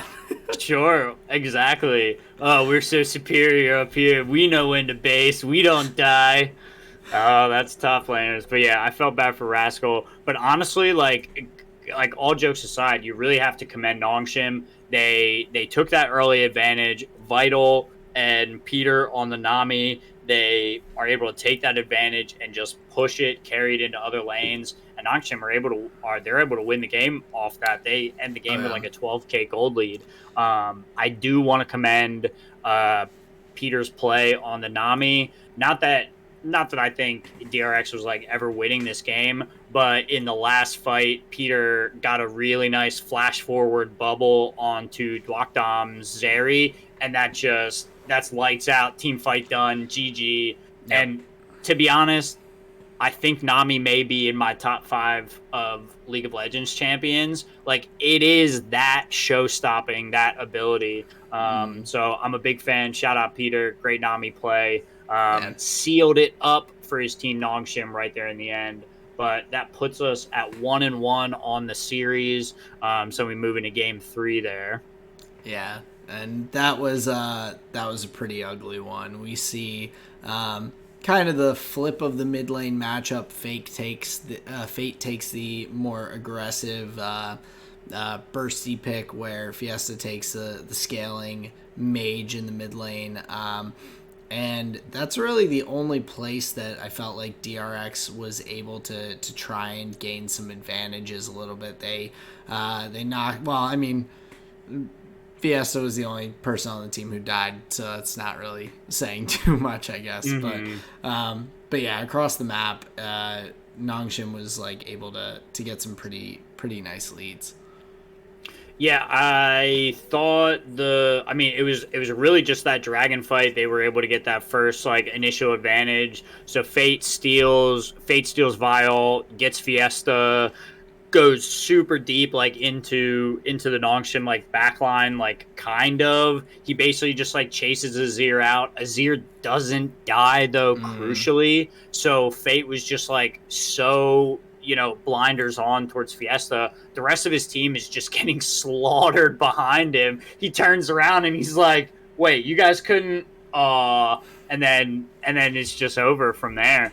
And then you even get like such an advantage from Nongshim later, where I'm pretty sure the last team fight that they won was like a 4v5. I'm pretty sure Azir was literally running from base, and they mopped up like 2 kills on DRX. Yeah, I think that is just about how that went. Yep. So that's a pretty rough spot to be in there for DRX, and it is just this.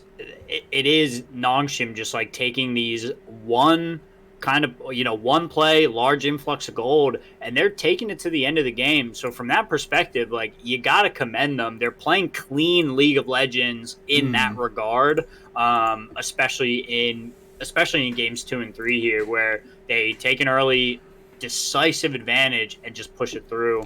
So yeah, I thought that was pretty good. Yeah, it's definitely they've had some very well played League of Legends in that matchup. There's still some shakiness, I think, around the team as a whole. They are at a 1-4 record, but if they can put that kind of performance forward, I have a lot more hope for them to kind of continue to just like build a better team, figure out how their play style works and everything throughout the season. We'll have the rematch coming up on March 4th. It's a plan, it's a party, it's a fiesta of fate. But damn, that was good. That was really good. But we've got plenty of more LCK and LPL and all to get through before we get there. But mark it on your calendars, ladies and gentlemen. Oh man, that was too good. I can't even repeat it. I don't want to ruin it. But yeah, a lot of League of Legends. Now, if you don't mind, let me talk about some Magic games we had this week. Let's get into it. Absolutely. And, maybe less about the games and just kind of, just a fun night of cards. We played 2 games. I played my blue-white, draw a lot of cards deck with Azor the Lawbringer, and then a new list that I was able to put together recently. Commander's name is Gen Arcanum Weaver. So his colors are white, red, and black. He has an activated ability on him.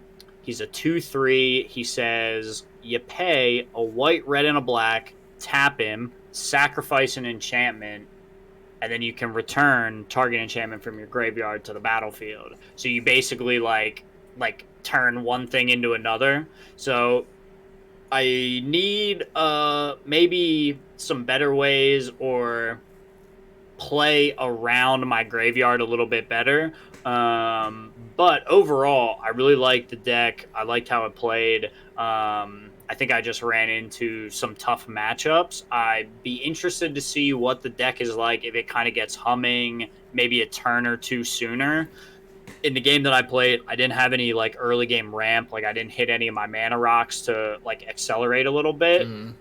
So I'm curious if I hit a mana rock or two in the early game and like a good enchantment, I think I'd be a little bit better off than I was. But overall, I really liked the way the deck played. It was a lot of fun. Nice. Is so I this enjoyed one that you had developed with the deconstruction and reconstruction of your cards? Yep. Okay. And then was able to put a couple, just like a couple from the collection, got a few from some friends, and was able to put a pretty like complete list together. Nice. There isn't anything like I have some key cards that would be like, oh, that might be nice, but the only thing would be like taking them out of the deck that they're already in, and then just finding a good swap for that. Where I think the Gen deck has some reasonable room for upgrades still, but overall I'm pretty comfortable with where it's at. Nice. Just got to get more games in with it, obviously. But one thing I notice about the way our games go, a lot of the wins are creature-based wins with combat damage. So one player is able to just like develop a big enough board state where you can't remove all the important things, and then they're just like, well, I'm gonna swing at you. All right, I'm gonna swing at you again, and now you're dead. What was that in StarCraft? Was that like Zerg Rush or something like that? Yeah, you got it. Zerg Rush. And it seems like a lot of them are kind of that, or like one huge freaking guy just like punching over and over. So I don't know what that says, but maybe I need to have some more board wipes or some more things that at least de-incentivize attacking me. That could be cool. I feel like and this is like you're primarily seeing this with the Commander 9 group, right? Or are you seeing it like in all the pods you're playing in? I would say primarily Commander 9, less so with the Michigan gang. So with that, like, to be honest, I think just like the normal person who's getting into Magic, the style that's the easiest or most understandable to go into is gonna be just mass amounts of like the two that you talked about. So it makes sense, like in a more casual, fun play group, that you're going to see those a lot more. And if 3 out of the 4 decks that are on the field are generally doing that kind of concept, then it's going to be more likely. So I don't know if it says a ton about the like ability of your decks. It's more the ability of your decks to withstand like 2 to 3 people also playing like these big amounts of creatures and everything kind of play style. Sure, yeah, it's hard to keep blockers up for all that. And I just gotta like stop being surprised, like, oh no, a lot of creatures killed me. Oh, why is that so surprising? I just gotta stop being surprised about it. I gotcha.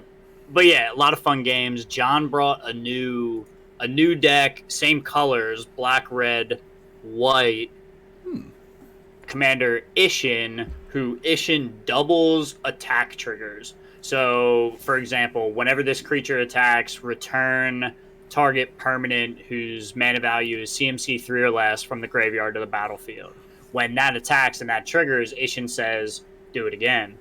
So the first time that we've seen this deck in the play group was with Brett, and he built that around like samurais and warriors, so it was all like samurais with attack triggers. And there's only a particular set of them that are going to be like that strong, and then the rest of them is like more flavorful than strong, right? Gotcha. But John, obviously, because I think we're trying to play more powerful cards in general, is he built his to like, oh, what could this really do? So his attack triggers were like super scary, super valuable. He was like getting all sorts of creatures, all sorts of effects going on. So that Ishin list was super fun to play against. He played it in both games, so we got to see like a decent bit of it. And it was like, holy shit, this thing is scary. Nice. So that was fun. And then me and Ian traded for some cards. It was pretty cool. I thought I was going to be handing him a stack of cash, but he was actually able to find some cards in my binder that he wanted, and we were able to just trade full value for full value, close it with a handshake, and that felt pretty fucking good. Because not all the time are you able to like match value. Sometimes you're like, handing $1 here, doing this, but I thought that was pretty sweet. Yeah, that's cool, especially to be able to help build both of your decks with what you're looking for and all. Definitely a nice way to end the evening, it sounds like. Yeah, I agree. It was so it was a good time. Happy to get some Magic games in, but that's enough from the cardboard wizard over here. Give me your flavor of the week here, sir. So for my flavor of the week, for my music this week, I've just had a couple of artists in, like, I've still been listening to some of this like indie and like chiller sounds when I'm driving to and from work, but there have been a couple of songs that have popped up on my like made for you playlist that Spotify does that have had that, like, I don't know how to, like, I couldn't figure out how to describe it, but the older, like, vintage microphone sound where it's kind of, like, got a little bit of, like, almost, like, clean static to it, or a little like bit of a muffle kind of to it, like you would hear on one of those old silver mics that's got the little slits in it. Gotcha. So... and it was just really, it's a cool sound. It's like it's pretty unique to a lot of like today's music where everything is so like clean and crisp. It gave this kind of like roughness to it a little bit without it like sounding rough. It just like kind of gave a little different vibe. And so just, it was cool while listening to music to have a little different sound that like stuck out to me. Mm-hmm. And then for my food this week, this weekend, I just was crushing making some good breakfast on Saturday and Sunday. I love making some delicious breakfast. So we were having, some bacon, eggs. I did an omelet one day. I did over easy the other day. Some bacon, some, pastries that we'd gotten from Trader Joe's, some chocolate filled croissant things. Dude, and so they're so good. They're delicious. And so I'm a big fan of like getting up on my Saturdays and Sundays, and we went for a walk, like got a couple errands knocked out early, and then that like 10 o'clock breakfast, making some good food, making some lattes, getting the day going and feeling pretty good. So that was my food for this week. My visual medium, I am back on a nice little Naruto kick lately. I've gotten through... Shippuden. Yep, so I've gotten through a good bit, a couple of storylines recently. So, Willie, when you hear this, we'll have to talk a bit about that. I'm getting... I'm past the Pain storyline and into pretty deep in the Sasuke storyline that's after that. So for any other weebs out there, you I'm sure know what I'm talking about. So it's been pretty good. A lot of exciting fights, a lot of like kind of crazy goings on, and so it's been easy to breeze through some episodes again after I got through a little log of kind of filler episodes that I worked my way through. There's apparently a list of like Naruto episodes you can skip and they like don't affect really watching the show, but I'm like 200 episodes into this thing, so I'm not going to just start skipping episodes. I'm just going to work my way through it. Sure. And at a certain point, like, who decides that? Who decides what is relevant? Yeah, and I mean, like, all of the filler episodes have, like, things that broaden the character arcs of different characters, but if you're, I guess, looking at the specific this storyline, they're kind of like, oh, this is a flashback episode, and there was a string of like 8 flashback episodes in a row. Whoa, okay. Where they do, like, it does build character development for a lot of side characters and all, and along with a couple of the main characters, but it doesn't further the plot of like where you're at in current time. Gotcha. So, okay. So like I guess they're skippable, but if I'm watching this many goddamn episodes of this show, then I am not gonna just start skipping things. I'm doing it. I'm watching all of it. I'm getting through it, and it'll just take me a while. So yeah, that's my visual medium and my flavor of the week. Very cool. Very cool. I'll start where you ended. We were getting back into, we got off the wagon, but now we're back on the horse. We're tuning into phase 4 of the MCU. We decided that we don't have to watch Black Widow again because we already saw it. But we did Shang-Chi and Eternals so far. And then, so now the next one would be Spider-Man No Way Home. And these are not as good, but definitely there's like some stuff to enjoy in each of them. I thought it was funny. Like, I don't know what the press was like for Eternals when it originally came out, and how the fuck Harry Styles ever did any kind of press without like revealing like, oh no, I'm not actually in the movie, I'm only in the post-credit scene. I don't remember seeing very much like media or like advertisement marketing for it.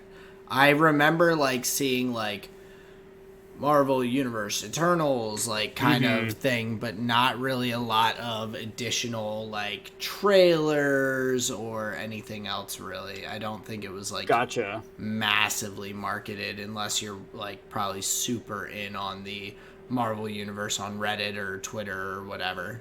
Right. Yeah, so I totally missed that. But when Googling and just like pulling up the Wikipedia, he's literally like the front left actor where it shows like the cast. So like based on that, and if you Google other movies, the front left is usually like the lead role. So in my mind, I literally waited 2.5 hours. I was like, I wonder when they're going to introduce Harry Styles' character. And he just never shows up until like it's like in Dune. In Dune, they're like, Zendaya, she's in this movie, and she's in it for like 30 seconds, and you're like, is that it? And they're like, no, there will be much more in 2 years when we release the next one. Right. Like, you sons of bitches. So I was just like, so that was just a funny element of the watching, but I have to say, like, one of the coolest things of the film was how they were able to show the scale of the Celestials. So it's so the Eternals is basically like, what if Greek mythology but Marvel? It's like, it's that kind of angle. Okay. So you have the Celestials as like these like world creating beings, and they're like the big whatevers, but none of that matters. Go ahead. Wasn't Chris Pratt's like dad in the Guardians of the Galaxy a Celestial technically? I think he is. Okay. I think he is, yes. Okay. So regardless of like what they mean or what they are, I just thought it was awesome how they were able to show the scale of these beings and the shots that they had of like, how do you depict something that is like larger than a galaxy kind of thing? And I really believe they did it well. And there is a section of the climax that if it wasn't 2023, it would be the most ambitious thing anybody could ever want to do. But because of the technology available today, it looks believable, and you're like, oh, whoa, that is worthwhile attempting to do in film, and the scale really comes across. Nice. So whatever Okay. about the characters and whatever and how much it's connected, who cares about that? I just really enjoyed, like, wow, they got the scale right, and I thought that Nice. was like more than anything. Well, that's a challenge. It's got to be challenging to do. So yeah, definitely Exactly. Impressive. So I thought that was neat. That's the movie. My food here for the week, dude. Fucking Sarah, we made Mongolian beef from PF Chang's. Okay. It's insanely simple. It's insanely simple. It's just like a simple sauce. You slice up some steak. You make a rice. I help with the process. My God, this was one of the best meals I've ever had. Just because, like, you think it's this unattainable thing. I've got to go sit at this restaurant. I've got to pay this guy. I've got to smile at him. No, sir. We had it in the comfort of our own home. That's that's what prompted me to start like making a lot of the things that I make are things that I like see at restaurants that I'm like, that's too expensive. Like why I could do that. The reason I started making Penang curry is it's my favorite Thai food, and to get one serving of it for dinner is like $20 for Crazy. just me. It's nuts. It should not be that expensive. And like I like my Penang curry with shrimp. Like that's just, and so it's even more expensive. And I'm like, so that's why I made that at home. But like we've done that with other stuff. We've done a lot of like Indian food with these the grocery stores around us they call them simmer sauces that you like you cook up your protein and veggies and all, and then you add the sauce, heat it up, and then put it over rice, and it's like bomb. So yeah, that sounds like a pretty good option too. My lord, man. And you get that like crispy beef because you fucking brown it with the cornstarch. My lord, dude, Sounds good. I can't say enough good things. And then my music here for the week, the Shang-Chi soundtrack was pretty awesome. Whoever the music supervisor was picked a great soundtrack. The ending song for the credits, they picked an Anderson .Paak song. I don't know what it was. I think it was off of a recent album. I don't know if it would have been written for the film. I think it was actually off of Oxnard. But either way, hearing Paak at the end of the credits, I was like, "Oh my God, my dude!" And so I had to go back listen to some Anderson .Paak. If you hadn't heard it, listen to Malibu. It might be one of my favorite albums. It's up there. So Anderson .Paak got some good rotations this week. But that is my flavor of the week here, sir. Beautiful. Love to hear it. And as always, ladies and gents, that brings us to the end of this week's episode. So thank you all for joining us. We really do appreciate it. Hit us with a follow on Twitter at Tall and Short of One. You can check us out on Google Podcasts, Spotify. Check us out on YouTube if you want to see our smiling faces and hand gestures and all the other wildness that we bring with us as we're talking through all this stuff. But we do really appreciate you taking the time to join us. Yeah, like Aaron said, just thanks so much. We really enjoyed doing this, and we appreciate you listening. So just tell your friends every Thursday, new episodes. Aaron told you where to find us. This has been another episode of the Tall and Short of a podcast. Peace out, everyone. See you next time.